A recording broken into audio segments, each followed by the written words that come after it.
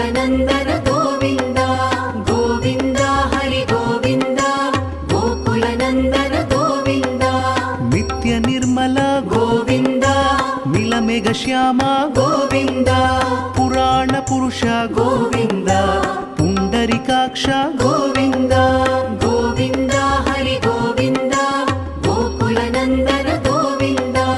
Govind Hari Govind गोकुलनन्दन Govind